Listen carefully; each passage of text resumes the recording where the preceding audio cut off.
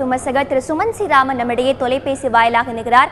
வணக்கம் திரு சுமன் சி ராமன். தற்போது அரசியல் களத்தில் மீண்டும் ஒரு பரபரப்பு காணப்படுகிறது. முதலமைச்சர் எடப்பாடி பழனிசாமி தலைமையில் அமைச்சர்கள் ஆலோசனை மேற்கொண்டு வருகிறார்கள். மறுபுறம் தினகரன் அவர்கள் பரம்பன் அக்ரஹார சிறையில் சசிகலாவை தற்போது சந்தித்து வருகிறார். இரு அணி இணைப்புல இது எந்தவித ஒரு தாக்கத்தை ஏற்படுத்தும்? அதாவது மூன்றாவது அணி உருவாகிறதா அதிமுக அப்படிங்கிறது ஒரு அறிகுறியாக கூட இருக்கலாம்.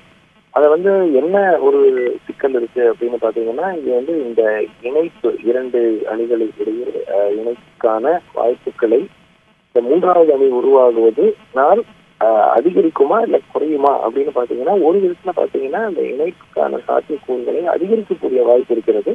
ஏன்னா திரு தினகரன் உடைய ஆணையை திரு எடப்பாடி பழனிசாமி அவர்கள் ஏற்கவில்லை அப்படிங்கிறது வெளிப்படையாக தெரிய வந்தால் நிச்சயமாக இரண்டு அணிகள் ஏற்கனவே இருக்கிற இரண்டு அணிகளுடன் ஒரு ஒருமித்த கருத்து உருவாவதற்கான வாய்ப்பு இருக்கிறது. ஏன்னா இவங்க என்ன ஓபிஎஸ் அணி என்ன சொல்லிட்டு இருக்காங்க, தொடர்ந்து அவங்க இன்னும் மறைமுகமாக அந்த குடும்பத்தினுடைய இன்ஃபுளுன்ஸ்ல தான் இருக்கிறாங்க அப்படின்னு சொல்லிட்டு இருக்காங்க.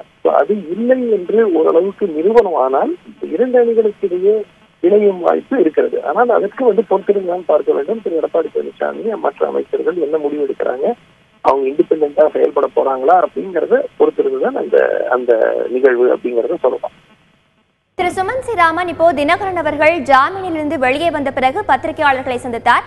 அப்போது அவர் கட்சி பணியில் தொடர்ந்து ஈடுபட போவதாக தெரிவித்திருந்தார். இது இரு அணி இணைப்புல ஏதாவது பின்னடைவை ஏற்படுத்துமா?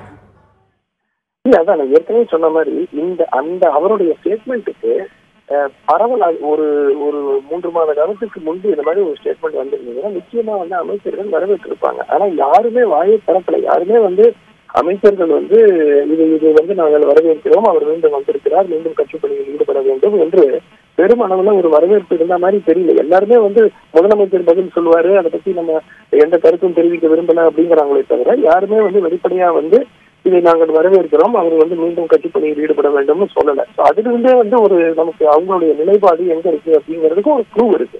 நிச்சயமா அவங்க இண்டிபெண்டா செயல்படுறதுன்னு ஒரு முடிவு எடுக்காங்கன்னா அதுக்கு பிறகு இந்த இரண்டு அணிகளும் இணைவதற்கான வாய்ப்பு அதிகமாக இருக்கிறது. அதனால் அப்பவும் மீண்டும் ஒரு இரண்டாவது அணி இருக்கும். ஏன்னா தினகரனுடன் இருக்கிற அந்த 8 சட்டமன்ற உறுப்பினர்கள் இல்ல இன்னும் அதிகமாகறாங்களா இல்ல குறையறாங்களாங்கிறத பொறுத்து தான் பார்க்கணும்.